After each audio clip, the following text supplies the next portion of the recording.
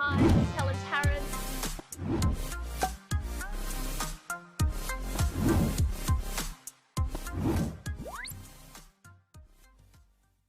Welcome to another episode of Commercial Property Roadshow. Today, I'm just going to try to answer some of the questions that's come through. One of the things that people have asked me is, what are the different types of retail properties? And I guess how versatile is the retail properties and what else you could do with that. So I'm just going to cover off a little bit about the retail property. So most retail property are defined as ground floor glass front. So anything that's ground floor glass front is classified as retail. Now, retail property has a few different elements. Firstly, the elements is a lot of the times you've got tenants that need the walk past traffic. So there's a lot of traffic coming through, whether it's drive past traffic, whether it's foot traffic, whether it's just generated traffic because you've got an iconic store or you've got a destination store, or whether it's just natural traffic because you've got, you know, a bus stop or a train stop nearby. So that's what classically defines as retail property. Now, retail tenants can be your food and your beverage tenants. So it can be your brand name Boost Juice, it can be something like a Subway or one of those burger joints, or it can be a barber or a hairdresser or a beautician. It can also be a community centre, so allowing people to have workshops in there as well. And also it can be used as an office space, so a display suite often, or you'll find that is on the ground floor. And also you might find that it might also be allied health, dentist, a tax agent or an accountant, or even lawyers downstairs. So it's very, very versatile. And when we look at the different types of retail, there's really only one type of retail, which is your glass front ground floor property. And often upstairs you can have office spaces, or at the moment more commonly you're going to have residential apartments upstairs. Now, while you only have one type of retail property, you can have many, many different tenants. So when you're buying a retail property, and although, you know, you might look at it and go, right, this is not a time to buy retail during COVID, it's actually a lot of people are actually looking at renting retail spaces, surprising enough. So we've done quite a few retail deals in this time, and also quite a few retail leasing. And the key to it is actually offering really, really good incentives, making sure you actually have the walk past foot traffic that's already there. Make sure your tenant have somewhere to park and have access to be able to stop there, just pick up a takeaway. Making sure that if you've got a tenant that someone can come across and that can attract the type of traffic, so their iconic tenant or their destination tenant, and also making sure that there's local amenities around there. So classically, if you've got someone above, you know, 6-7 floors of apartments downstairs, it's ideal for food, because those people are going to come downstairs and actually have to try out the food. So if you can create a food hub or be part of a food hub, it's really good, because also price per square meter is also higher. So you'll find the rate per square meter from the first floor, which is the ground floor where you have your retail, to the second floor can be much differences, 30 or 40%. So if you're charging $700 or $750 a square meter downstairs, upstairs could be somewhere around $500 a square meter. So just be in mind of that. So, you know, obviously that's reflected in the purchase price as well. Also, retail properties attract much sharper yields, so much sharper returns.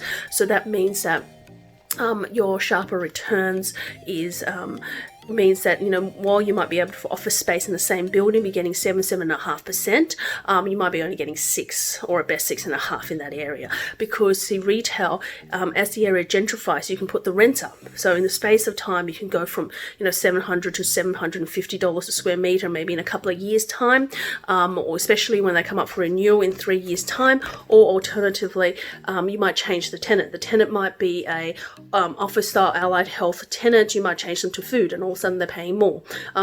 Or you could be coming them into a government tenant, and again they're paying a little bit more. So there's all sorts of things you could change with retail properties that's going to bring the rate per square meter up, so the value of the property up. Also, as the area gentrifies, more and more people want to buy retail because they see it as a prime location. Because if you're on a corner site and you're on a major freeway, you're not going to be able to be built out, and it's a site that most people are going to look for. So, you know, your dentists, some of your brand name accountants, brand name food really love that corner building, corner site, and that's one of the things that you're going to find that could be beneficial as well. So one thing to look for, some of the things to look for in actual retail is first versatility of the property. Can it be split up into two? Can you create two doorways, two tenancies, especially in this time where some of the tenants want to downsize? Amenities for your tenants, so guest toilets, guest bathrooms for their and staff as well. Amenities, can you connect to exhaust and as well as grease traps as well? How easy is it to get access to electricity points, connections, and all of those things? And also exposure, how exposed are they to people noticing where they are? And what about parking? So access for their customers. Can they just pull up on the side road? Can they pull up at the front? What are the advantages and disadvantages? And there are outdoor dining as well. So indoor, outdoor dining.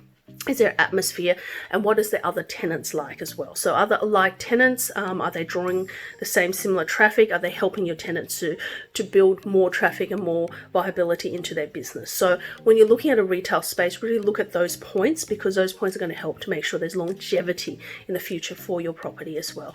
Because having a retail space is not about, or having any commercial property is not about holding it till now, just for now, for 12 months. It's actually about holding it for the long term. You will go through your peaks and your troughs. It's about being able to hold through your troughs, because ultimately my belief is all commercial property do come good. You just need to be able to manage it and be able to hold it through and be able to deliver versatility and help your tenant and help to attract the right type of tenant. So in other videos I've covered how you would attract tenants and the incentives, but here in terms of retail particularly, it's to do with fit out and rental incentives to get your tenant up and running, because your tenant, mostly for retail tenants, they've got a commercial kitchen can easily cost $100,000. By the time they get chefs and they paint out the place, they add in they get the DA approved, and then they get all their stock. They could be spending easily $150,000 to $200,000, sometimes as much as $300,000 or $400,000 on your property. So they're spending a lot of cash on capital works. What can you do to help them propel them forward? So 6 months down the track, 3 months down the track, 9 months down the track, they're in different business. People know them. They've spent some money on marketing. People know where they're located. People know exactly what to look for in getting to that place. They've built a reputation, but what can you do to help them through that journey? Because usually once a tenant is entrenched there, they build a following, they have a really good product, you'll find that they tend to stay there for the long term, and they could be there easily for 10, 20, 25 years, because a retail business, especially of food, can be unsellable.